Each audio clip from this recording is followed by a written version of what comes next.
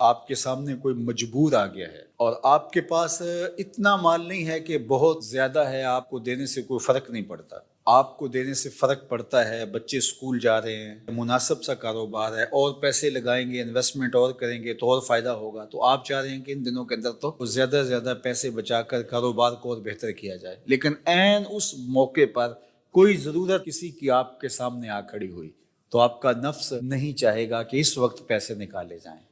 آپ کے قوا بھی مضبوط ہیں، آپ جوانی کی دہلیز پہ قدم رکھے ہیں اور آپ ان پیسوں سے اپنی خوشیاں خرید سکتے ہیں، لیکن آپ نے کہا کہ اب ضرورت بن گئی ہے تو آپ نے ایثار کیا، اپنے اخراجات کم کیے اور اس ضرورت کو پورا کیا۔ یہ صدقہ بہترین صدقہ ہے، نہ یہ کہ جب ٹانگیں لٹک جائیں، قوا مدمحل ہو جائیں اور آپ کہیں کہ اب میں نے صدقہ کیا۔ اگرچہ بڑھاپے میں بچے ہوئے مال کا صدقہ کرنا اللہ کی بارگاہ میں یہ بھی قبول ہے، یہ نامقبول نہیں ہے۔ اسی طرح بہت زیادہ مال ہے، پتہ ہی نہیں کتنا ہے، تو اس سے صدقہ کر دینا یہ بھی مقبول ہے، شریعت نے اس پر بھی اجر دیا ہے۔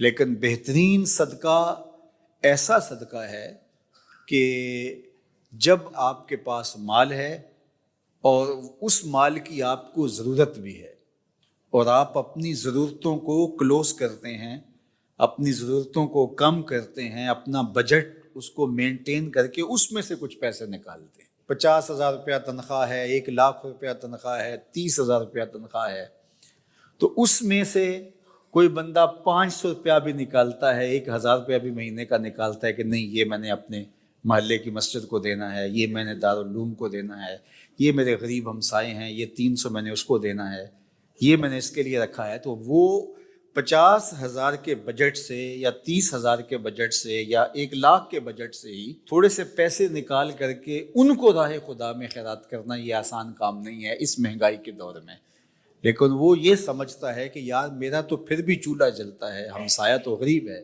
رشتہ داروں کے پاس تو اتنی رقم بھی نہیں، یہ میرا دوست اس کی جاب چھوٹ گئی ہے، اس کا تو مسئلہ ہے، تو وہ جو احساس ہے اس کو، اور اس احساس کی وجہ سے 2 روٹیوں کی بجائے 1 کھا لیتا ہے، اور وہ گھی والی روٹی کی بجائے سوکھی روٹی کھا لیتا ہے، اور وہ سیر سپاٹوں کو چھوڑ کر کے کہتا ہے میں یہی اس ضرورت کے لیے لگا دوں گا، عمرہ کلوز کر لیتا ہے، کوئی بات نہیں وہ پیسے یہاں صرف کر دوں گا، تو یہ جو اس کا صدقہ کیا ہوا ہے تو فرمایا کہ یہ افضل صدقہ ہے اور اللہ کو یہ بڑا پسند ہے۔ اللہ اکبر۔ نہ یہ کہ جب ٹانگیں لٹک جائیں، آنکھوں کی پتلیاں چڑھنے لگے تو وہ کہے کہ میرا سارا مال صدقہ کر دو، اگرچہ ایسا بھی بہت موقعوں پہ نہیں ہو پاتا، تو اس وقت کچھ ایسے لوگ کھڑے ہوتے ہیں جو آپ کو کرنے نہیں دیتے، وہ کہتے ہیں نہیں نہیں یہ ہمارا حصہ ہے، تو جو زہر الغنا ہے یہ صدقہ افضل ترین صدقہ ہے۔ تو آپ کے پاس جتنی توفیق ہے اس میں سے آپ کچھ حصہ متعین کریں۔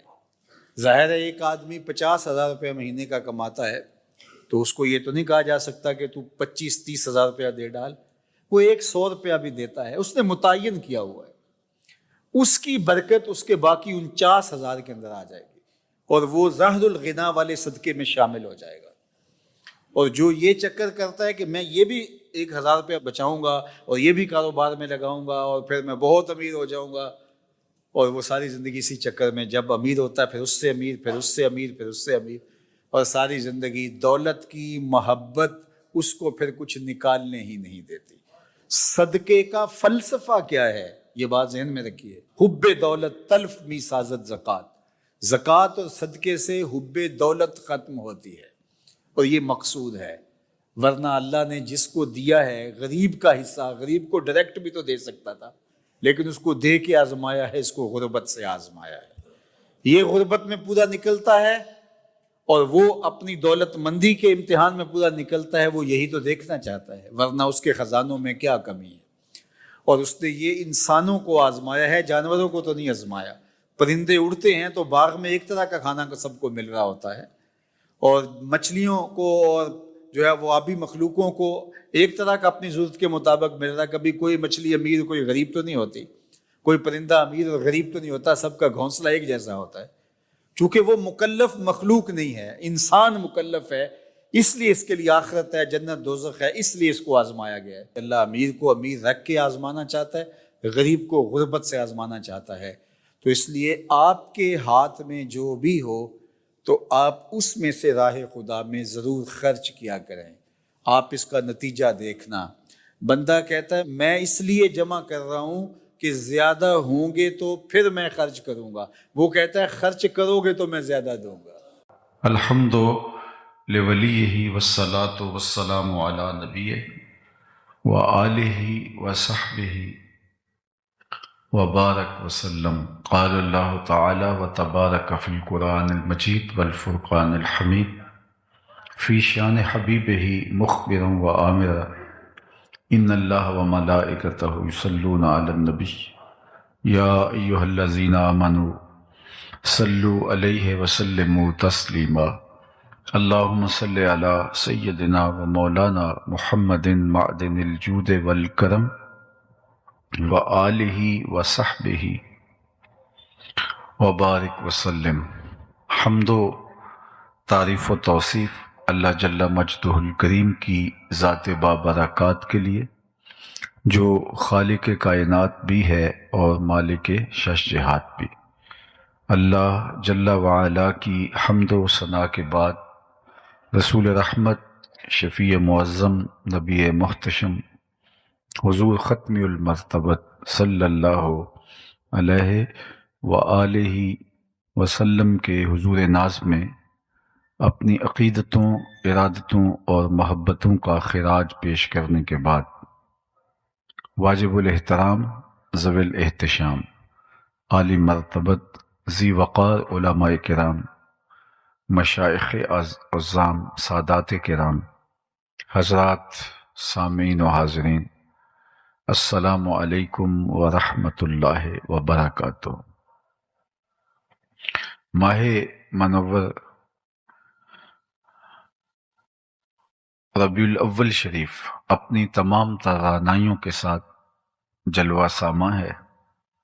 میں اور آپ اس ماہ نور میں اپنے آقا و مولا حضور ختم المرتبت صلی اللہ علیہ وآلہ وسلم کہ حضور اپنی عقیدتوں، ارادتوں اور محبتوں کا خراج پیش کرتے ہیں.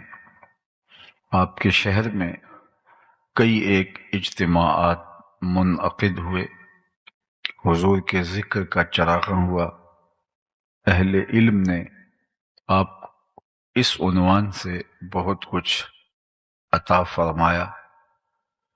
آج میری اور آپ کی خوش بختی ہے کہ ہم ایک بار پھر اپنے آقا و مولا حضور نبی رحمت صلی اللہ علیہ وآلہ وسلم کے ذکر جاں کے لیے، ذکر دل فریب کے لیے، ذکر روح پرور کے لیے یہاں وقت نکال کر بیٹھنے کی سعادت پا رہے ہیں.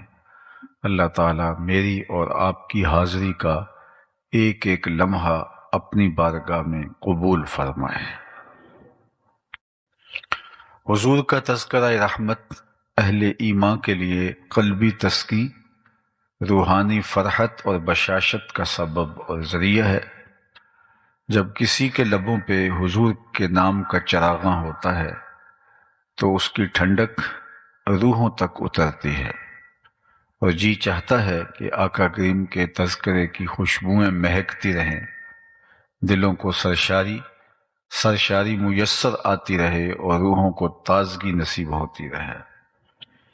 اور یہ ذکر اس مہینے پر موقوف نہیں ہے. ماہ ربیع الاول سے پہلے بھی یہ ذکر جاری تھا، اس مہینے کے بعد بھی یہ ذکر جاری رہے گا، بلکہ یہ ذکر حضور کی آمد سے پہلے بھی جاری تھا اور قیامت تک جاری رہے گا، بلکہ بروز قیامت دنیا حضور کی عظمتوں کو دیکھ رہی ہوگی. میرے امام نے کہا تھا فقط اتنا سبب ہے انعقاد بزم محشر کا، ان کی شان محبوبی دکھائی جانے والی ہے. وہ منظر کتنا عالی شان ہوگا جب اللہ کی مخلوق در بدر گھومتی ہوئی واپس آ کے کھڑی ہوگی تو حضور جلوہ گر ہوں گے اور فرمائیں گے آنا لہا آؤ میں تمہارے لیے ہی آیا ہوں، اور لوگوں کی بخشش و مغفرت کا پروانہ لیے حضور تشریف فرما ہوں گے، اللہ کے حضور سجدہ ریزی کریں گے اور اس امت کی بخشش اور نجات کا ذریعہ بنیں گے۔ میرے امام نے یہاں کیا خوب کہا تھا، پیش حق مجدہ شفاعت کا سناتے جائیں گے، آپ روتے جائیں گے، ہم کو ہنساتے جائیں گے، وسعتیں دی ہیں خدا نے دامن محبوب کو، جرم کھلتے جائیں گے اور وہ چھپاتے جائیں گے۔ تو وہ منظر کتنا دل آویز ہوگا، روح پرور ہوگا، ایمان کو تازگی دینے والا۔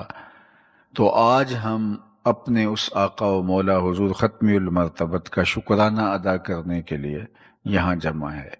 میں ابھی گزشتہ شب ملتان میں یہی کہہ رہا تھا کہ اس وقت دنیا کی آبادی 8 ارب کے قریب ہو گئی ہے، اور 500 سے زائد مذاہب دنیا کے اوپر پائے جاتے ہیں۔ ان میں الہامی مذاہب بھی ہیں اور غیر الہامی مذاہب بھی ہیں۔ 500 کے قریب دھرم اور مذہب دنیا کے اوپر پائے جاتے ہیں، اور 8 ارب آبادی دنیا کی اس معمورہ ہستی کے اوپر وقوع پذیر ہے۔ میں اور آپ اگر مسلمانوں کے گھر پیدا ہوئے ہیں تو یہ کوئی حادثہ نہیں ہے، یہ کوئی اتفاق نہیں ہے، یہ کوئی ہماری کسی محنت اور نیکی کا ثمرہ نہیں ہے، ہم نے کوئی ٹوکن نہیں دیا تھا کہ اس کے نتیجے میں ہمیں اس امت میں پیدا کیا گیا۔ یہ محض اللہ کا کرم ہے کہ ہم حضور کے غلام بن کے آئے ہیں۔ جب ہم ماں کی بولی بھی نہیں سمجھتے تھے، جب لہجے سے بھی آشنا نہیں تھے، جب حروف کے معانی سے شناسائی بھی نہیں تھی، تو ہمارے کان میں عربی میں اذان دی گئی، گویا ہمارے والد مؤذن کو مسجد سے بلا کے لائے اور ہمارے کان میں اذان دلوائی، تو یہ اس بات کا اعلان تھا کہ مبارک ہو، تو حضور کا غلام بن کے آ رہا ہے۔ میری خوش قسمتی میں تیرا امتی، یہ میرے مقدر، میرے بخت کہ میں حضور کا غلام ٹھہرا، یہ آپ کے بخت کہ آپ حضور کے غلام ٹھہرے۔ بری نازم کہ ہستم امتے تو، بری نازم کہ ہستم امتے تو، گناہ گارم و لیکن خوش نصیبم، میں گناہ گار ضرور ہوں لیکن خوش نصیب ہوں کہ مجھے حضور کی امت میں شامل ہونے کا شرف، اعزاز اور عزت نصیب کی گئی، اور اس پر اللہ کا کروڑہا شکر ہے، اللہ کا لاکھ لاکھ شکر ہے، اور ساری زندگی بھی اس شکرانے پہ گزار دی جائے، حق کے شکر ادا نہ ہو۔ عالی مرتبت سامعین، آج کی یہ عظیم الشان کانفرنس جو سیرت النبی صلی اللہ علیہ وآلہ وسلم کے پاکیزہ عنوان کے ساتھ منعقد ہے، سب سے پہلے ہمیں یہ سمجھنا ہوگا کہ سیرت کیا ہے۔ تو سنیے، سیرت کسی شخص کی اصلی حالت کو، بلکہ کسی چیز کی اصلی حالت کو سیرت کہا جاتا ہے۔ کتاب رحمت قرآن مجید اٹھائیے۔ جب حضرت موسیٰ علیہ السلام اللہ کے دین کی دعوت لے کے برسر میدان آئے تو آپ کا معارضہ ممکن نہیں تھا۔ فرعون نے جادوگر بلائے جو اپنے ساتھ منوں ٹنوں کے حساب سے رسیاں لے آئے، اور انہوں نے آ کے کھلے میدان کے اندر رسیاں پھینک دیں اور لوگوں کی آنکھوں پہ جادو کر دیا۔ تو لوگوں کو یہ لگ رہا تھا کہ یہ سانپ لہرا رہے ہیں، تو لہراتے ہوئے سانپوں کو دیکھ کر لوگوں کے اندر مرعوبیت پیدا ہوئی۔ تو اللہ نے اپنے پیغمبر حضرت موسیٰ علیہ السلام سے کہا کہ آپ کے ہاتھ میں جو عصا ہے آپ اب اس کو ڈال دیجئے۔ تو جب آپ نے وہ عصا پھینکا تو وہ بہت بڑا اژدہا بن گیا، اور جتنی بھی رسیاں پھینکی گئی تھی ان سب رسیوں کو نگل لیا۔ پھر اس کے بعد جب سمٹتا ہے تو عصا کا عصا، ڈنڈے کا ڈنڈا۔ اب جب وہ سمٹ کے دوبارہ ڈنڈا بننے جا رہا تھا تو وہاں قرآن نے جو لفظ استعمال کیے کہ اللہ نے جب وہ رسیاں نگل لی گئیں اور وہ اژدہا سب کو جو ہے وہ کھا گیا، تو فرمایا کہ اب اس کو پکڑ لیجئے، سَنُعِيدُهَا سِيرَتَهَا الْأُولَى، ہم اس ڈنڈے کو، اس جو اژدہا بنا ہوا ہے، اس کو پلٹا کے دوبارہ اس کی اصلی حالت کی طرف لوٹا رہے ہیں۔ تو وہاں جو قرآن نے لفظ استعمال کیا ہے وہ سیرت کا لفظ استعمال، سَنُعِيدُهَا سِيرَتَهَا الْأُولَىٰ، تو کسی بھی اصلی حالت کو سیرت کہا جاتا ہے۔ تو پھر یہ سمجھ آئی کہ اگر کوئی شخص گاہک سے ہنس ہنس کے بول رہا ہو تو ہم یہ نہیں کہہ سکتے کہ یہ خوش اخلاق ہے، یہ اس کی مجبوری بھی ہو سکتی ہے، کاروباری مجبوری۔ الیکشن کے دنوں میں کوئی امیدوار آپ کو جفیاں ڈال رہا ہو تو یہ اندازہ کرنا مشکل ہے کہ یہ بہت خلیق ہے، بڑا خوش خلق ہے، یہ بڑا انسان دوست ہے۔ اس کی اصلی حالت نہیں ہے، اس وقت غرض کی بنیاد پر اس کی ایک عارضی حالت ہے۔ یہ الیکشن کے بعد دیکھا جائے گا کہ اس کی حالت کیا ہے، اصلی حالت بعد میں کھل کے سامنے آئے گی۔ عمومی طور پہ کسی شخص کی اصلی حالت اس کی بیوی کے سامنے، اس کی ماں کے سامنے، اس کے اہل خانہ کے سامنے ہوتی ہے۔ اس لیے اللہ کے محبوب علیہ السلام نے فرمایا خیرکم خیرکم لأہلہ وانا خیرکم لأہلی، تم میں سب سے بہتر وہ ہے جو اپنے اہل خانہ کے ساتھ بہتر ہے، اور میں تم میں سب سے زیادہ اپنے اہل خانہ سے بہتر ہوں۔ ازواج مطہرات کے ساتھ حضور کا جو رویہ تھا، حضور علیہ السلام کا جو سلوک تھا، وہ کتنا دل آویز ہے۔ اللہ اکبر، ذرا غور کیجئے، جب حضور کا وصال ہوتا ہے تو حضور کے نکاح میں اس وقت 9 ازواج تھیں۔ 9 ازواج میں سے کسی ایک کو بھی شکایت نہیں تھی کہ مجھے وقت پورا نہیں ملا، مجھے انصاف نہیں ملا، مجھے میری ضرورتیں میسر نہیں آئیں، اور مجھے شفقتیں میسر نہیں آئیں، اور یہ آسان کام نہیں ہے۔ اور یہ اللہ کے پیارے محبوب صلی اللہ علیہ وآلہ وسلم کی سیرت ہے۔ اور یہ نہیں کہ کوئی فارغ شخص ہو تو وہ ہر ایک کو پورا وقت دے دے، تو یہ بھی چلو بات ماننے میں آ جاتی ہے۔ حضور کی مصروفیت کا عالم ان ایام میں کیا ہے، ذرا ملاحظہ کیجئے۔ یہ جو مدینہ المنورہ کے 10 سال ہیں، میں آپ سے ایک بات کرتا ہوں، ہمارے دیہاتوں میں ایک بات ہوتی ہے، شہر کے لوگ بھی اس مزاج سے آگاہ ہیں، کہ اگر زندگی میں 302 کا ایک کیس آ جائے تو آدھی زندگی کھا جاتا ہے، اگرچہ وہ جھوٹا ہی کیوں نہ ہو۔ 302 کا ایک کیس اگر کسی کے اوپر ڈال دیا جائے تو آدھی زندگی وہ کیس لے جاتا ہے، لیکن ان 10 سالوں کے اندر میرے اور آپ کے آقا و مولا نے 27 جنگیں لڑی ہیں۔ ذرا غور کیجئے، 27 جنگیں لڑی ہیں ان 10 سالوں کے اندر۔ یہ ہے مصروفیت کا عالم، قیامت تک آنے والے انسانیت کو منشور حیات دیا ہے، یہ ہے حضور کی مصروفیت کا عالم۔ اللہ کے محبوب کی زندگی کے روز و شب لوگوں کے اندر گزرتے ہیں، کبھی بازار میں جا نکلتے ہیں اور ان کو اسلوب تجارت سکھاتے ہیں، آنے والے وفود سے ملاقات ہوتی ہے، کبھی لوگوں کی بیمار پرسی کرتے دکھائی دیتے ہیں، کبھی حضور کسی کے جنازے کے لیے تشریف فرما ہو رہے ہیں۔ حضور 5 نمازیں خود پڑھاتے تھے مسجد نبوی کے اندر، صفہ کے چبوترے پہ بیٹھ کے پڑھنے والوں کو سبق حضور خود دیا کرتے تھے۔ اللہ کے محبوب نے اسفار بھی کیے ہیں، خطوط بھی لکھے ہیں، خطوط لکھوائے ہیں، وفود بھیجے ہیں۔ اللہ کے محبوب نے مختلف لوگوں کی حوصلہ افزائی کی ہے، اچھائی کی ترغیب دی ہے، برائی سے عملاً منع کیا ہے۔ یہ حضور کی زندگی کے روز و شب ہیں، اور سارا دن یوں گزرتا ہے، اور جب رات گہری ہوتی ہے تو حضور مصلی پہ کھڑے ہو جاتے ہیں، حتیٰ تتورم قدماہ، یہاں تک کہ مبارک قدم جو ہیں ان میں ورم آ جاتا ہے، اور میرا رب رب ہو کے کہتا ہے، اے چادر اوڑھنے والے، ساری رات جاگا نہ کر، کبھی سو بھی لیا کر۔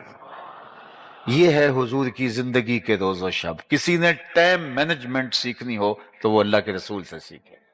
آج کی تاریخ میں سب سے زیادہ جن چیزوں کو اہمیت دی جا رہی ہے اور جس پہ زیادہ تحقیق اور ریسرچ چل رہی ہے، ان میں سے ایک چیز ٹائم مینجمنٹ ہے۔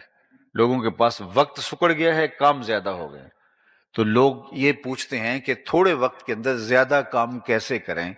تو اب حضور کی زندگی کے 10 برس دیکھ لیں، 27 جنگیں بھی ہیں، اور لوگوں کو اسلوب زندگی بھی سکھایا۔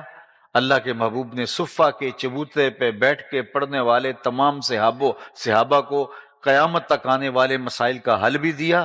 گھر میں ام المومنین کو جو ہے وہ تمام خواتین کے مسائل بھی سکھائے، اور آقا کریم علیہ السلام نے آنے والے وفود سے ملاقات بھی کی، اور 9 ازواج میں سے کسی ایک خاتون کو بھی شکایت نہیں ہے کہ مجھے وقت پورا نہیں ملا ہے۔ اللہ اکبر! تو یہ حضور کی زندگی ہے۔ تو ٹائم مینجمنٹ حضور سے سیکھیں۔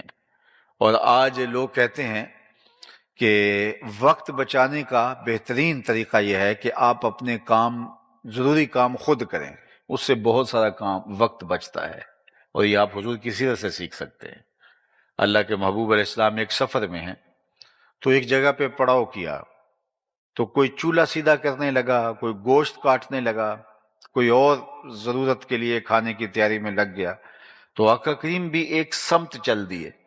تو صحابہ نے کہا حضور آپ کہاں تشریف لے جا رہے ہیں؟ فرمایا علیہ جمع الحطب، میں لکڑیاں جمع کر کے لاتا ہوں۔ تو لوگوں نے کہا حضور ہم خادم ہیں، ہم کس لیے؟ تو فرمایا کہ میں یہ پسند نہیں کرتا کہ لوگ کام کریں اور میں معتبر بن کے بیٹھا رہوں۔ اللہ اکبر! ہمارے تو خادم صاحب یہ ٹشو کا ڈبہ بھی پاس لے کے کھڑے ہوتے ہیں کہ ہمارے لیڈر ٹشو بھی خود نکال نہیں پاتے، تو کیا انہوں نے امت سازی کا عمل کرنا ہے؟ جو گلاس میں پانی خود نہ ڈال سکیں، جو ٹشو نہ اٹھا سکیں، تو وہ کس طرح امت سازی کا عمل کریں گے؟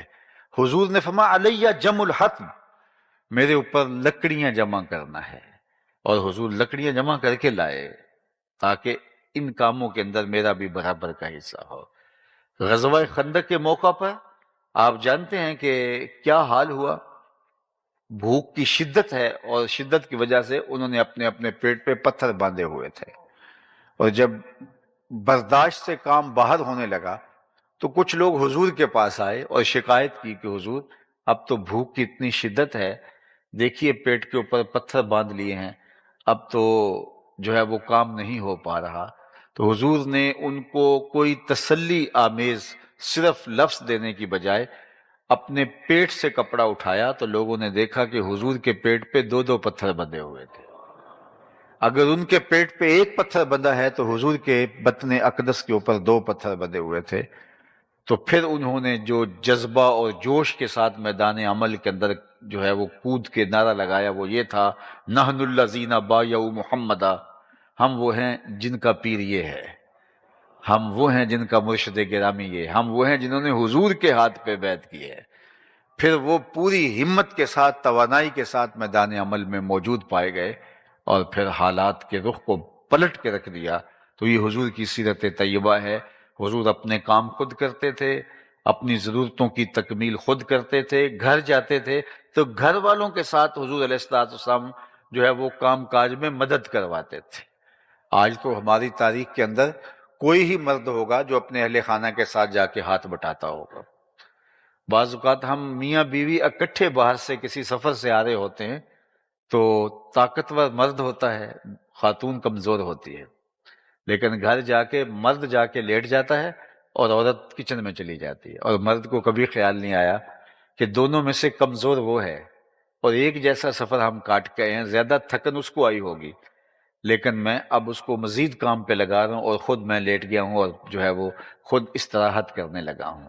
تو آج شاید کوئی مرد ہوں گے کچھ لوگ، لیکن تھوڑے مرد ہیں جو اپنی خواتین کے ساتھ باقاعدہ ہاتھ بٹاتے ہیں۔ لیکن میرے اور آپ کے آقا و مولا حضور ختمی المرتبت، ہماری جانیں ان پہ قربان، ہمارے ماں باپ ان پہ قربان، ہماری اولادیں ان پہ قربان۔ آقا کریم کونین کے مالک ہو کے گھریلو خواتین کے ساتھ ان کی مدد کروایا کرتے تھے، گھر کے کام کاج حضور اپنے ہاتھ سے فرما لیا کرتے تھے۔ یہ حضور کا طریق تھا، یہ حضور کا انداز تھا۔ حضرت ام المومنین سیدہ عائشہ رضی اللہ تعالی عنہا فرماتی ہیں، جب ان سے پوچھا گیا کہ آپ ہمیں حضور کی سیرت کے بارے میں کچھ بتائیے، چونکہ میں نے عرض کیا ابتدا میں کہ بیوی سے بہتر مرد کو کوئی نہیں جانتا، خاتون سے زیادہ اس کے شوہر کو کوئی نہیں جانتا۔ تو حضرت عائشہ سے جب پوچھا گیا کہ آپ حضور کی بہت قربت پائی ہے، آپ بتائیے حضور کی سیرت کیا تھی، تو انہوں نے برجستہ جواب دیا، کانا خلقہ القرآن، اے مخاطب تو نے قرآن نہیں پڑھا؟ حضور کی سیرت دیکھنی ہے تو دیکھ، جو قرآن کہہ رہا ہے وہی حضور کی سیرت ہے۔ قرآن جہاں روکتا ہے وہاں حضور نہیں پائے جاتے، اور جہاں قرآن دیکھنا چاہتا ہے حضور صف اول میں کھڑے نمایاں نظر آ رہے ہیں۔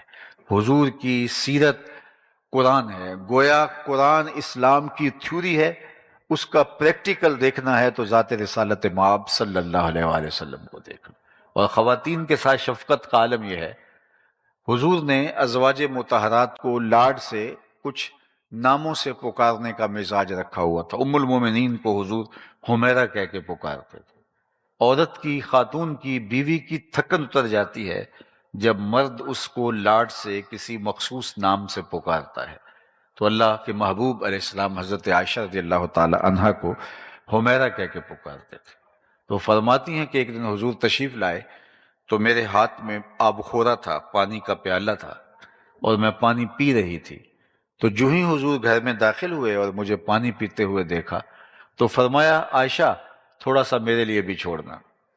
تو فرماتی ہیں کہ میں نے پانی چھوڑ دیا، حضور نے میرے ہاتھ سے آب خورا لے لیا اور پھر پانی پینے لگے تو رک گئے۔ پھر مجھ سے مخاطبت کرتے ہوئے فرمایا عائشہ ذرا بتانا تم نے ہونٹ کہاں لگائے تھے؟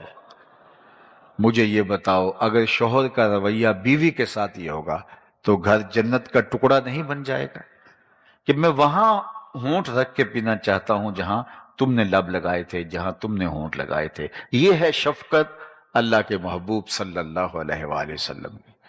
ام المومنین سیدہ عائشہ رضی اللہ تعالیٰ عنہ فرماتی ہیں کہ حضرت خدیجہ الکبریٰ رضی اللہ تعالیٰ عنہ کے وصال کے بعد اللہ کے محبوب علیہ الصلوۃ والسلام ان کا ذکر کرتے، ان کے لیے جانور ذبح کرتے اور گوشت کے ٹکڑے ان کی سہیلیوں کے گھروں میں بھیجتے۔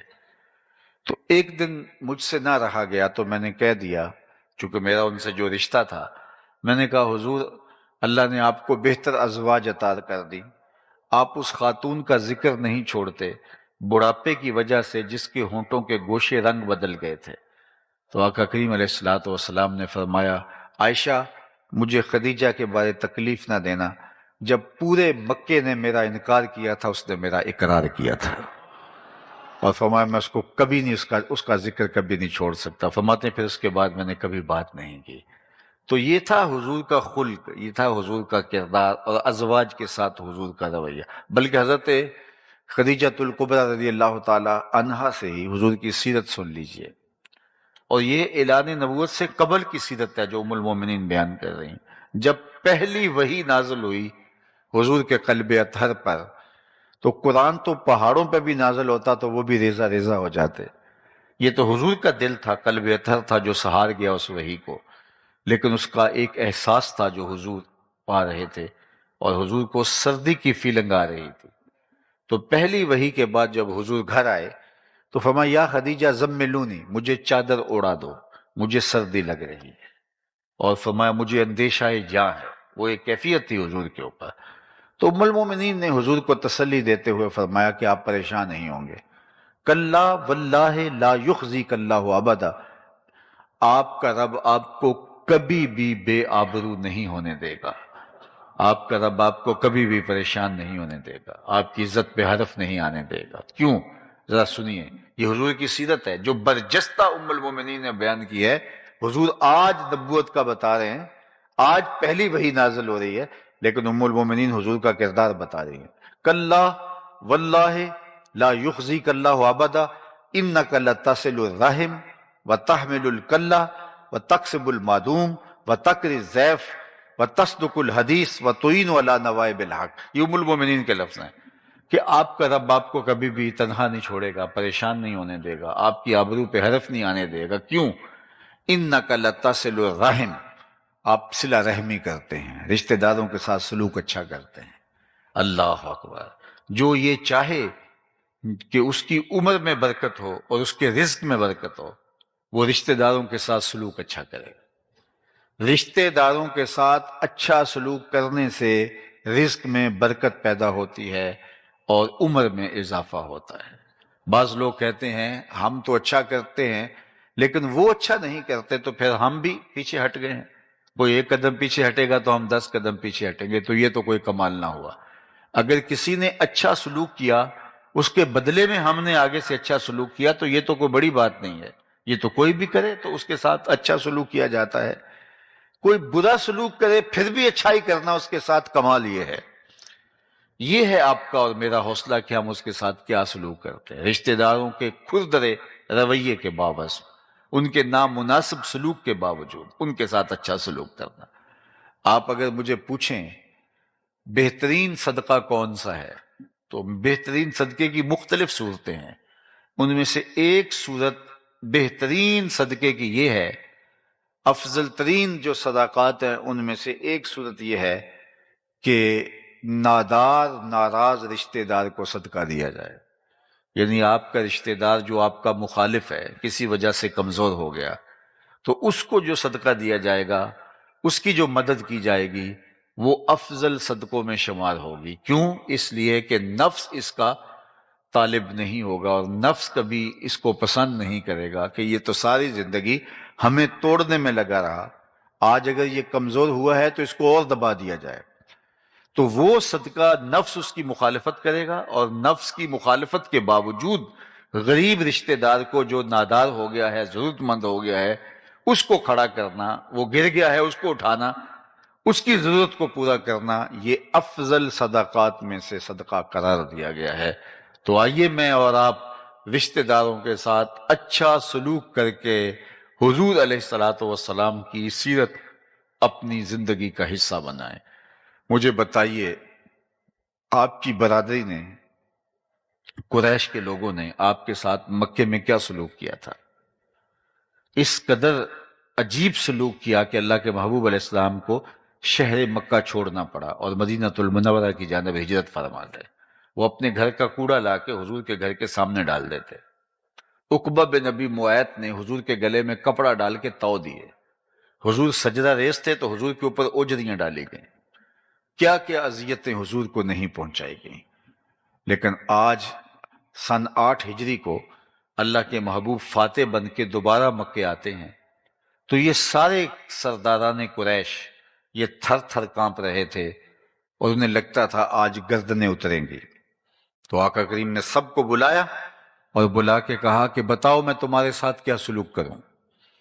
تو ان کو یہ تھا گردنیں اتریں گی، لیکن یہ لجاجت سے کہنے لگے آپ کریم باپ کے کریم بیٹے ہیں، ہم آپ سے خیر کی توقع رکھتے ہیں۔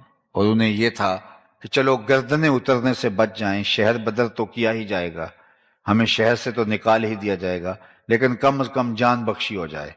لیکن ان کی آنکھیں پھٹی کی پھٹی رہ گئیں، اور ان کی حیرانی کی انتہا نہ رہی جب انہوں نے کہا آپ کریم باپ کے کریم بیٹے ہیں، ہم آپ سے خیر کی توقع رکھتے ہیں۔ تو آقا کریم نے فرمایا اذهبوا انتم الطلقاء، جاؤ تم سب آزاد ہو، آج میں تم سے وہی کہوں گا جو میرے بھائی یوسف نے اپنے بھائیوں سے کہا تھا، علیکم الیوم، آج تم سے کوئی مواخذہ نہیں ہوگا۔ وہ جان کے دشمن، اللہ اکبر، جنہوں نے حضور کو اذیتیں پہنچائی تھی، صرف چند ایک کے علاوہ، اور وہ بھی انتہائی بدترین لوگ تھے جن کے قتل کا حضور نے حکم دیا، باقی سب لوگوں کو حضور نے معاف فرما دیا۔ یہ تھا حضور کا سلوک، یہ تھا حضور کا رویہ، یہ تھا حضور کا طرز معاشرت۔ میں اور آپ اپنے آپ کو نرم دل بنائیں، اپنے دلوں کے اندر ایک دوسرے کے لیے رقت پیدا کریں، نرمی پیدا کریں۔ ہر وقت جو ہے وہ غصے میں بھرے رہنا، ہر وقت تلے رہنا لڑنے پر، یہ کوئی بڑی بات نہیں ہے۔ حضور علیہ السلام کی سیرت کا جو عکس ہمارے سامنے آتا ہے وہ شفقتوں کا ہے، محبتوں کا ہے، وہ صلہ رحمی کا ہے، حسن سلوک کا ہے۔ حضور سے زیادہ کوئی مسکرانے والا نہیں تھا۔ حضور کے رویے دل آویز تھے اور لوگوں کو مو لیتے تھے۔ اللہ اکبر، ہمیں وہی کردار اپنی زندگیوں میں لانا ہے۔ بعض ہنگامی مواقع پہ، بعض جنگی صورتوں میں سختی کا فرمانا وہ ایک الگ امر ہے، لیکن عمومی رویہ حضور کی سیرت کا جو نمایاں عکس ہے وہ شفقت والا اور محبت والا جو ہے وہ عکس ہے، اور ہمیں وہی اپنی زندگی کے اندر اتارنا چاہیے۔ ہر وقت جو ہے وہ غصے سے بھرے ہوئے نہ رہیں، اور یہ ہم کہیں کہ ہم بڑے غصے والے ہیں، یہ کوئی بات نہیں۔ حضور خلیق تھے، حضور نرم دل تھے۔ اللہ نے خود قرآن میں فرمایا لو کنت فظا غلیظ القلب لانفضوا من حولک، اے محبوب اگر تو سخت مزاج ہوتا، ترشرو ہوتا، تو اتنے لوگ آپ کے گرد کبھی بھی جمع نہ ہو پاتے۔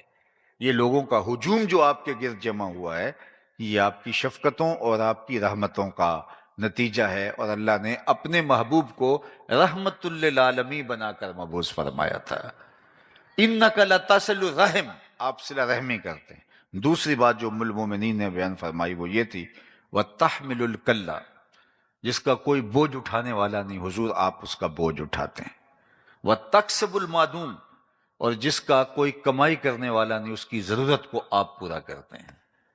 اپنے لیے کمانا یہ بڑی بات نہیں ہے، اوروں کے لیے کمانا۔ اپنے لیے جینا یہ بڑی بات نہیں ہے، اوروں کے لیے جینا۔ آپ نے کبھی درختوں کو دیکھا ہوگا، اپنی چھاؤں میں خود نہیں بیٹھتے۔ درخت اپنا پھل اوروں کو دان کرتے ہیں، اپنا پھل کبھی خود نہیں کھاتے۔ اور اسی طرح آپ نے جانوروں کو دیکھا ہوگا کہ وہ اپنا دودھ خود نہیں پیتے، اپنا دودھ اوروں کو دان کرتے ہیں، اوروں کی ضرورتوں کو پورا کرتے ہیں۔ جو اوروں کی ضرورتوں کو پورا کرتا ہے وہ نافع وجود اللہ اس کو دیر تک باقی رکھتا ہے، اور جو اوروں کی ضرورتوں کی تکمیل نہیں کرتا، اپنی زندگی جیتا ہے، خود غرضی کی زندگی جیتا ہے، پھر وہ کچھ عرصے کے بعد مٹا دیا جاتا ہے، اس کا تشخص بھی باقی نہیں رہتا۔ خیر الناس من ینفع الناس، لوگوں میں سے بہتر وہ ہے جو لوگوں کے لیے جو ہے وہ بہتر ہے۔ اللہ کے مخلوق کے لیے اس کا وجود نافع ہے، اور مخلوق کے لیے رحمت کا پاکیزہ وجود ہی اللہ کے محبوب علیہ الصلوۃ والسلام کا پیکر تھا، اور ہمیں اسی کی تعلیم دی گئی ہے۔ تو جس کا کوئی کمانے والا نہیں تھا، حضور اس کے لیے کماتے تھے، اس کی ضرورت کو پورا کرتے تھے۔ جس کا کوئی بوجھ اٹھانے والا نہیں تھا، حضور اس کا بوجھ اٹھاتے تھے، اس کی ضرورتوں کو پورا کرتے تھے۔ چوتھا وصف حضور کا بیان فرمایا وَتَقْرِ الضَّيْفَ، آپ اونچے درجے کے مہمان نواز ہیں۔ حضور مہمان نوازی شعار رکھتے تھے، یہ بات ذہن میں رکھیے، مہمان اپنی قسمت کا کھانا آپ کے دسترخوان پہ آ کے کھاتا ہے۔ وہ آپ کی قسمت نہیں اٹھاتا، اپنی قسمت کا کھانا آپ کے دسترخوان پہ آ کے کھاتا ہے، رحمتیں لے کے آتا ہے، برکتیں چھوڑ کے جاتا ہے۔ تو کبھی بھی تنگ دل نہیں ہونا چاہیے مہمان سے، اس نے آپ کا بالکل نہیں کھایا، اس نے اپنے مقدر کا آپ کے دسترخوان پہ کھایا ہے۔ فقیر تو اس کو پسند کرتے ہیں کہ ان کے دسترخوان پہ آئیں اور لوگ کھاتے رہیں۔ بلے شاہ نے کہا تھا اٹ کھڑکے دکڑ وجے تتا ہووے چلہ، آن فقیر کھا کھا جامن راضی ہووے بلا۔ انہیں اچھا لگتا ہے، بلکہ ہمارا دین تو اتنا پاکیزہ دین ہے کہ جب کوئی کسان فصل بوتا ہے تو جب فصل بوتا ہے تو کچھ چڑیاں کو جانور آ کے اس فصل سے دانے اٹھا کے لے جاتے ہیں، یا باغ لگاتا ہے تو پھل سے نوچ کر کچھ چڑیاں اٹھا کے لے جاتی ہیں، طوطے نوچ کے لے جاتے ہیں۔ تو وہ جانور، وہ چڑیاں، وہ طوطے، وہ باقی چیزیں جو آپ کی فصل سے دانے اپنے حصے کے اٹھا کے لے جاتے ہیں، اللہ تعالیٰ کسان کے نامہ اعمال میں وہ صدقے کے طور پہ لکھ دیتا ہے، اس کا بھی اس کو اجر ملتا ہے۔ حالانکہ ان کی قسمت کا دانہ اللہ نے وہاں رکھا ہوا تھا، وہ اپنی قسمت کا اٹھا کے لے گئے ہیں، لیکن کسان کے نامہ اعمال کے اندر بھی جس نے کھیتی لگائی اور اس کو سینچا اور پانی دیا، اللہ اس کے نامہ اعمال کے اندر درج فرما دیتا ہے۔ تو مہمانوں سے دل تنگ نہیں ہونا چاہیے، مہمانوں کے لیے دل کی کشادگی ہونی چاہیے۔ حضرت ابراہیم علیہ السلام کی تو عادت یہ تھی کہ مہمان کے بغیر کھانا ہی نہیں کھاتے تھے، اور یہ بات ذہن میں رکھیے، جو کھانا مہمان کے ساتھ کھایا جائے اس کا حساب نہیں ہوتا۔ اللہ اکبر۔ تو جب بھی انہیں بھوک لگتی تو کھانا تیار کرواتے، اہل خانہ سے کوئی مہمان ڈھونڈنے نکل جاتے۔ ایک دن کوئی 80 سال کا بوڑھا ملا، اس کو کہا کہ آؤ کھانا تیار ہے۔ وہ مسافر تھا، گزر رہا تھا، گھر لے آئے، دسترخوان پہ بٹھایا۔ جب کھانا لگا دیا گیا تو کہا اللہ کے نام سے شروع کرو۔ تو اس نے کہا میں تو اللہ کو نہیں مانتا۔ کہا میاں تیرا میرا کیا رشتہ ہے، اللہ کے نام پہ تو کھلا رہا ہوں تجھے۔ اس نے کہا میں روٹی کے چند ٹکڑوں کے لیے اپنے بتوں کا نام نہیں چھوڑ سکتا، میں تمہارے رب کا نام نہیں لوں گا، اگر کھانا دینا ہے تو ٹھیک ہے، نہیں دینا تو یہ جا رہا ہوں۔ فرمایا اگر تو اتنی غیرت رکھتا ہے بتوں کی تو ٹھیک ہے تیری مرضی، اٹھ کے چلا گیا۔ وہ چلا گیا تو جبریل حاضر خدمت ہو گئے۔ اللہ اکبر، اے ابراہیم تو نے میرا ایک بندہ ناراض کر دیا۔ مالک وہ تیرا بندہ تھا، تیرا نام لینا بھی اس کو گوارا نہیں تھا۔ کہا اس کی عمر کتنی ہوگی؟ مالک کوئی 80 کے پیٹے میں ہوگی۔ کہا اتنا عرصہ ہو گیا نا کہ میں اس کو کھلا رہا ہوں، تم ایک دن نہیں کھلا سکے؟ اب حضرت ابراہیم ڈھونڈنے نکلے ہیں اس شخص کو، وہ پہاڑ چڑھ رہا تھا، دور سے آواز دی، او میاں آ جا، کھانا ٹھنڈا ہو رہا ہے۔ اس نے کہا ضرور آ جاتا ہوں لیکن تیرے رب کا نام نہیں لوں گا۔ کہا نہ لینا، آ جا۔ کہا اس وقت تو بڑے غصے میں تھا، کیا ہوا اتنی جلدی مزاج بدل گیا؟ کہا اسی رب کا پیغام آیا ہے کہ میں بھی تو 80 سال سے کھلا رہا ہوں، ایک دن تو اگر کھلا دے گا تو کیا ہوگا؟ کہا اچھا تیرا رب اتنا کریم ہے تو کھانا بعد میں کھاؤں گا، پہلے اپنے رب کا غلام بنا لے۔ تو مہمان کے ساتھ کھانا کھانا یہ سعادت مندی ہے، اور فقیروں کا تو شیوا ہے۔ حضرت سیدنا الشیخ عبد القادر الجیلانی علیہ رحمہ و رضوان، حضور غوث اعظم علیہ رحمہ فرماتے ہیں آدھا فقر بھوکوں کو کھانا کھلانا اور برہنہ بدن لوگوں کو لباس پہنانا ہے، باقی سارے کا سارا آدھا بنتا ہے۔ باقی آپ کی ریاضتیں، آپ کی عبادتیں، آپ کی چلہ کشیاں، آپ کے اوراد، وظائف، اشغال، باقی جو کچھ بھی ہے وہ آدھا فقر بنتا ہے۔ آدھی فقیری بھوکوں کو کھانا کھلانا اور برہنہ بدن لوگوں کو لباس پہنانا ہے۔ تو فرمایا کہ وَتَقْرِ الضَّيْفَ، حضور آپ لوگوں کو کھانا کھلاتے ہیں، ضرورت مندوں کی ضرورت کو پورا کرتے ہیں، آپ کا رب آپ کو کبھی بھی تنہا نہیں چھوڑے گا، پریشان نہیں ہونے دے گا۔ پھر اس کے بعد جو چوتھی چیز، پانچویں چیز بیان کی ام المومنین نے، وہ یہ تھی وَتَصْدُقُ الْحَدِيث، آپ نے زندگی میں کبھی جھوٹ نہیں بولا۔ یہ میرے حضور کی سیرت ہے اور اس سیرت کو ہمیں سیکھنے کی ضرورت ہے۔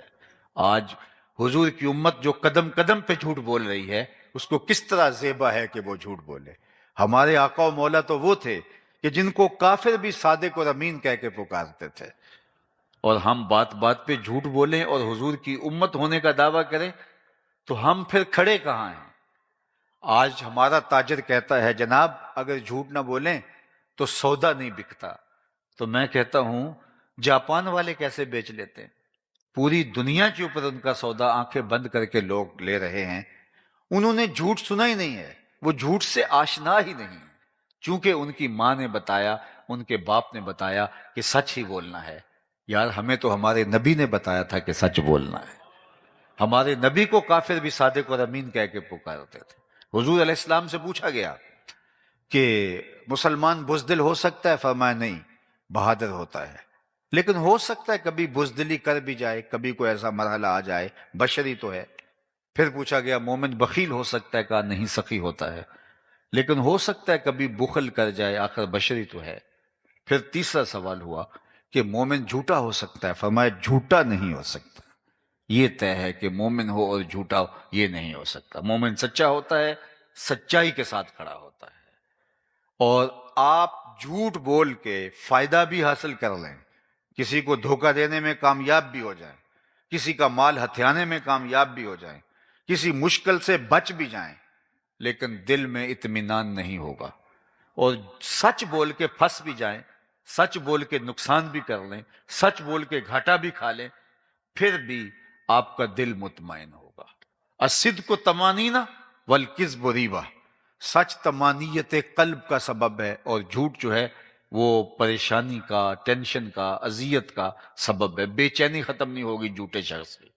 سچا شخص جو ہے وہ سچ بول کے بہت کچھ کھو بھی دے، پھر بھی وہ سچائی کی وجہ سے مطمئن ہوگا۔ وہ کیا کسی نے کہا تھا لوٹ کر بھی کوئی بے چین رہا، لٹ کے بھی چین سے سویا کوئی۔ تو سچائی کے ساتھ جڑا رہنا اور سچ کے ساتھ اپنے آپ کو وابستہ کرنا۔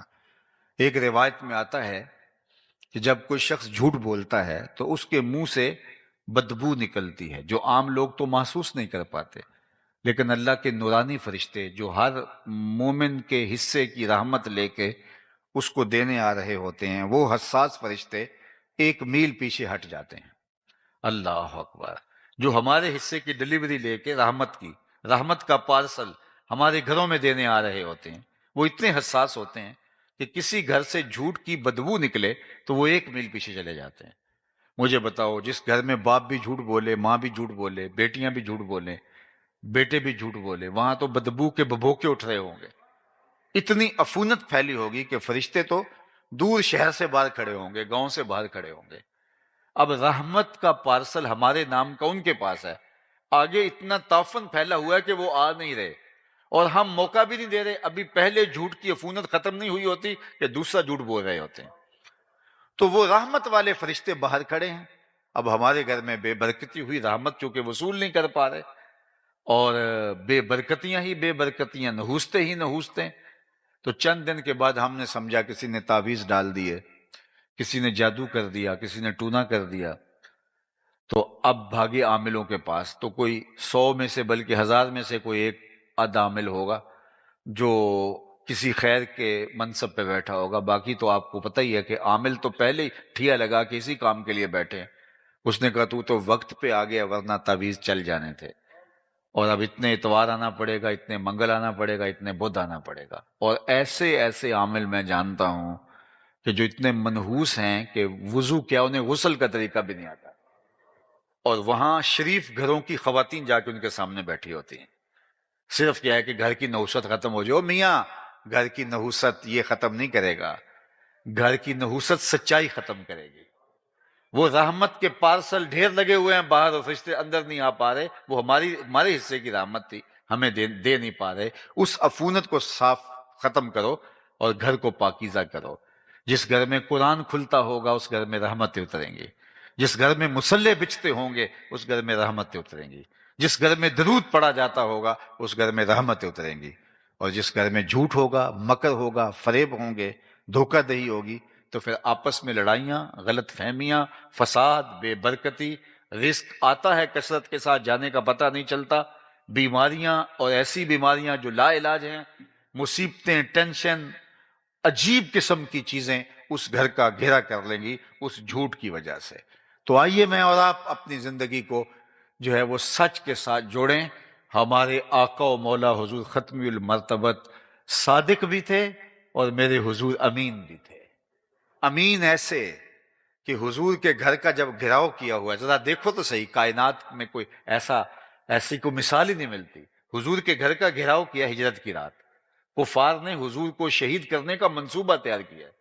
سارے قبائل کے لوگ خنجر، بالے، برچیاں اور تلواریں لیے حضور کے گھر کا گھیراؤ کر رہے ہیں. اور اللہ کے محبوب حضرت علی کو اپنے بستر پہ لٹا کے کہتے ہیں علی تم میرے بستر پہ لیٹ جاؤ، صبح ان کی امانتیں دے کے واپس آنا. اتنے امین کہ جو قتل کرنے کے ارادے سے، حضور کو شہید کرنے کے ارادے سے جو ظالم گھیرا ڈالے ہوئے ہیں، حضور کے ان پاس ان کی امانتیں ہیں، حضور کو ان کی امانتوں کا خیال ہے. زمانے میں لاؤ تو صحیح کوئی ایسا امین. اللہ اکبر. جب جبل صفا پہ چڑھ کے حضور نے اسلام کی پہلی دعوت دی، جب حکم ہوا وَأَنذِرْ عَشِيرَتَكَ الْأَقْرَبِينَ، حضور قریبی لوگوں کو آپ دین کی دعوت دے. تو آقا کریم نے قریبی لوگوں کو بلایا اور جبل صفا پہ اکٹھا کیا، اور پھر کہا کہ لوگوں اگر میں کہوں کہ پہاڑ کی دوسری جانب سے ایک لشکر آ رہا ہے جو تمہیں تاخت و تاراج کر دے گا تو کیا میری بات مان لو گے؟ تو انہوں نے کیا کہا ذرا سنیے. انہوں نے کہا ہم دیکھیں گے، اگر نظر آیا تو درست، اگر نظر نہ آیا تو ہم کہیں گے ہم اندھے ہو گئے ہیں، آپ سچے ہو. یہ تھی میرے رسول کی صداقت، یہ تھا میرے رسول کا سچ. آج یہ امت کیوں جھوٹ بول رہی ہے؟ قدم قدم پہ جھوٹ بول رہی ہے.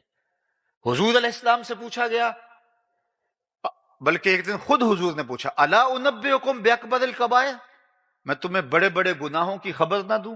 یعنی کبیرہ گناہوں میں بھی جو اکبر الکبائر ہیں ان کی خبر نہ دوں؟ تو صحابہ نے کہا بلا کیوں نہیں حضور، ارشاد فرمائیے. فرمایا الاشراک باللہ، سب سے بڑا گناہ اللہ کے ساتھ کسی کو شریک ٹھہرانا ہے. یہ سب سے بڑا گناہ جس کی معافی نہیں ہے، الا یہ کہ کوئی جو ہے وہ ایمان لائے اور اسلام میں داخل ہو. دوسری بات فرمایا وعقوق الوالدین، والدین کو اذیت دینا، تنگ کرنا، والدین کی نافرمانی کرنا، یہ شرک کے بعد سب سے بڑا گناہ ہے. یہ دو گناہ بیان کرنے کے بعد فجلس وکان متکئا، حضور ٹیک لگائے بیٹھے تھے تو حضور نے ٹیک چھوڑ دی اور آگے ہو کے بیٹھ گئے. تیسرے مضمون کی اہمیت کو اجاگر کرنے کے لیے. اور پھر حضور نے فرمایا الا وقول الزور، سن لو تیسرا بڑا گناہ جھوٹ بولنا ہے. الا وقول الزور، سن لو تیسرا گناہ جھوٹ بولنا ہے. الا وقول الزور، سن لو تیسرا گناہ جھوٹ بولنا ہے. صحابہ فرماتے ہیں حضور بار بار فرمائے جا رہے تھے اور ہم آرزو کرے لیتہ سکتا، کاش حضور سکوت اختیار فرما لیں.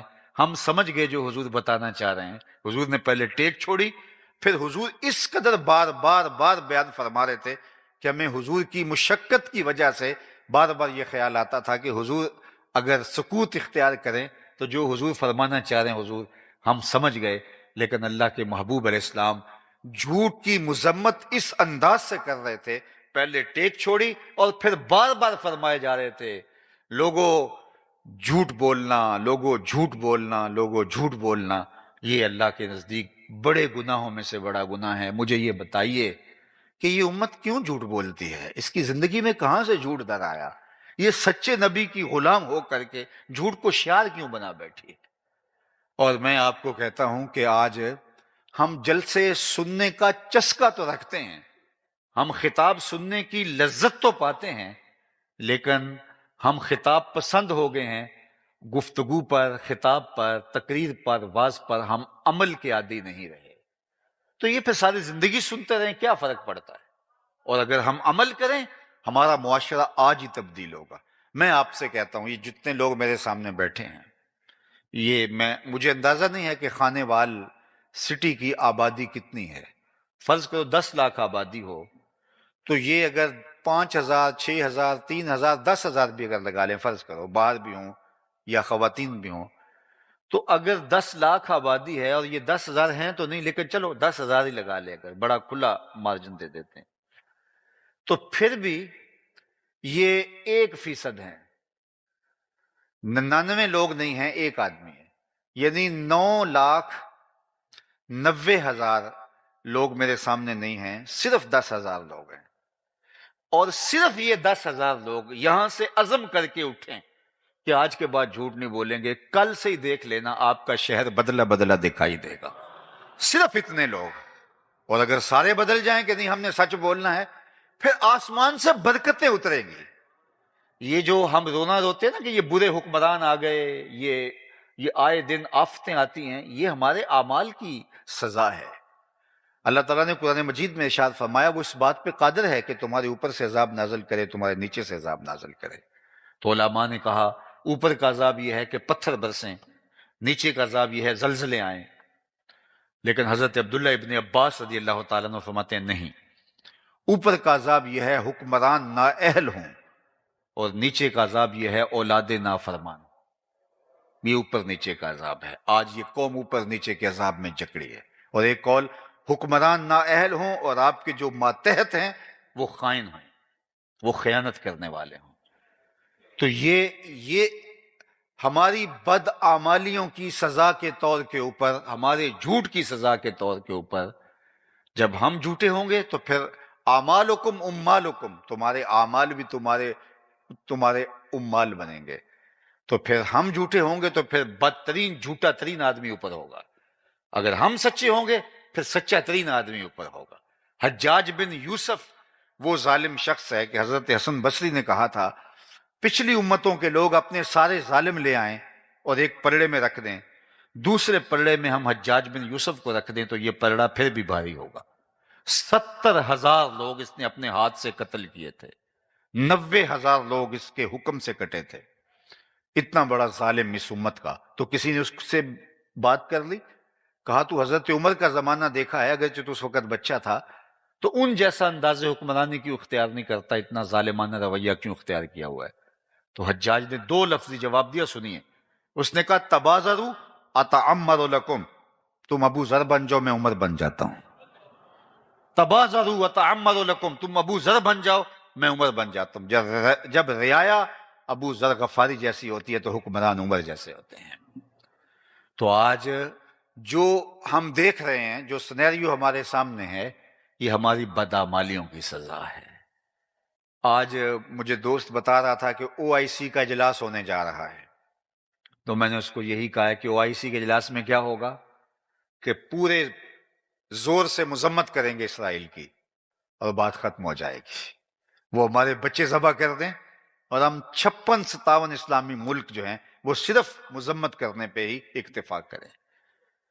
اسرائیل میں یہودیوں کی تعداد اتنی نہیں ہے جتنی مسلم ممالک میں فوج کی تعداد ہے۔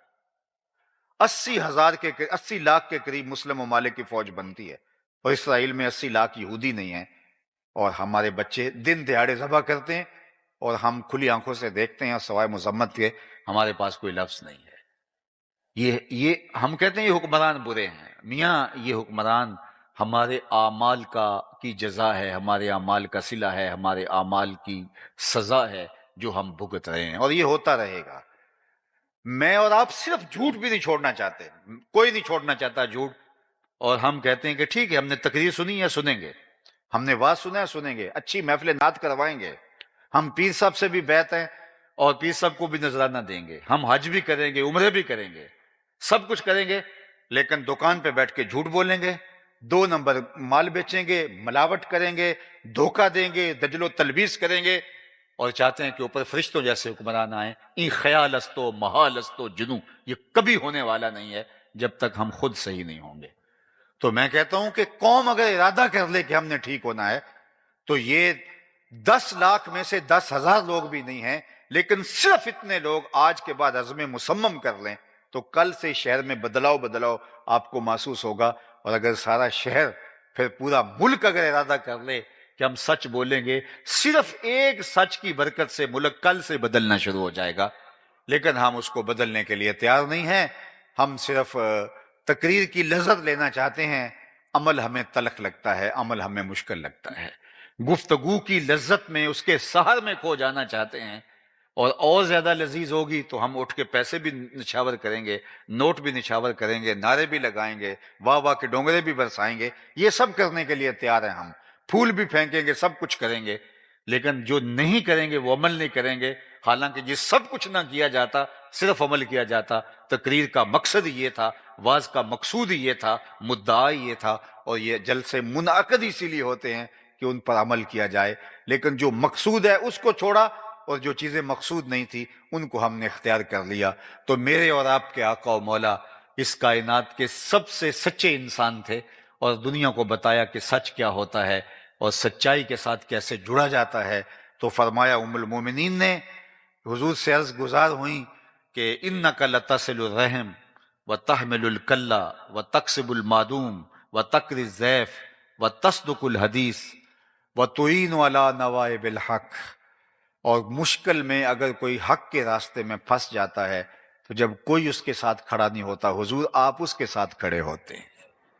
اور ہم کیا کہتے ہیں؟ ہمیں کیا لگے. ہمارے ہاں ایک لفظ ہے، اپنے گھر کو چھاج بجائے یا چھلنی بجائے، ہمیں کیا لگے. ہر بندہ جو ہے وہ اپنا ذمہ دار ہے. ہم کسی کے ساتھ تعلق نبھانے کے لیے تیار نہیں ہے. برے کے ساتھ کھڑا ہونا ہمارے لیے عیب ہی نہیں رہا. حالانکہ روز عشاء کی نماز کے بعد ہم جو وطر پڑھتے ہیں اس میں اللہ سے ایک عہد کرتے ہیں، سارے بچے بوڑھے جوان مرد عورتیں.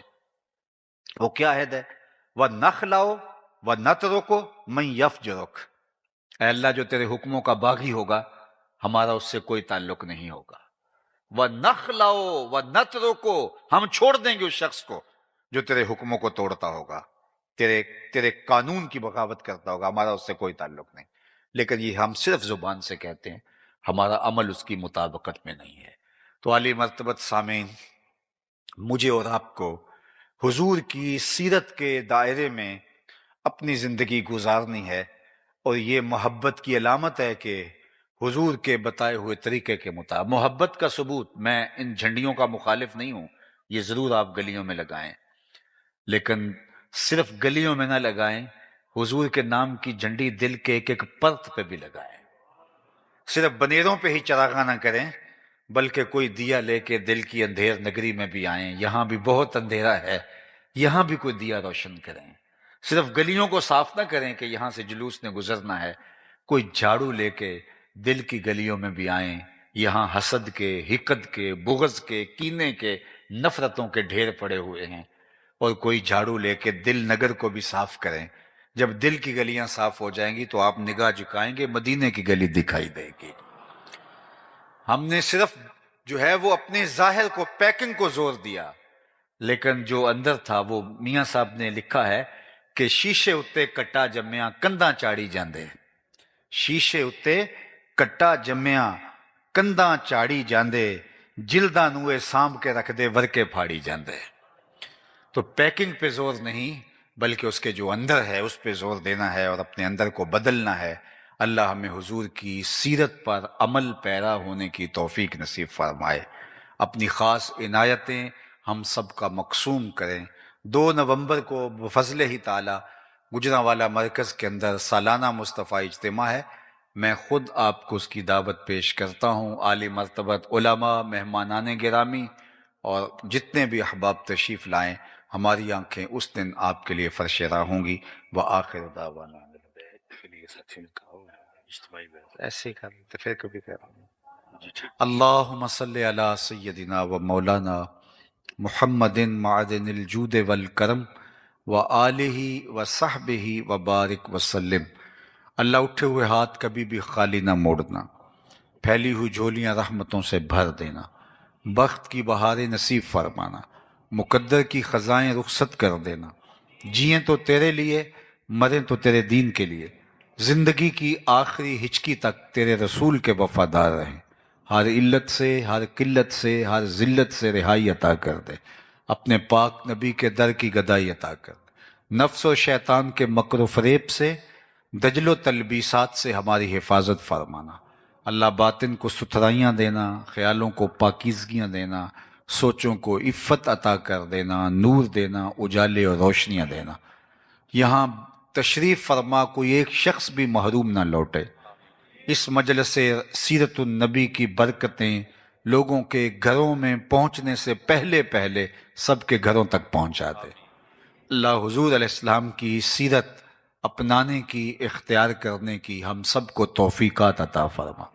اللہ آج جن لوگوں نے اس اجتماع کا انعقاد کیا، شامل ہوئے، ادارۃ المصطفیٰ حلقہ خانیوال کے جملہ دوستوں کو، احباب کو اور ان کے جملہ معاونین کو، سرپرستوں کو تیرے حضور پیش کرتا ہوں۔ اللہ ان کو بہتر اجر، صلہ، جزا اور جزا عطا فرما دے، اپنی عنایات خاصہ سے مالا مال فرما دے۔ ہمارے اٹھے ہوئے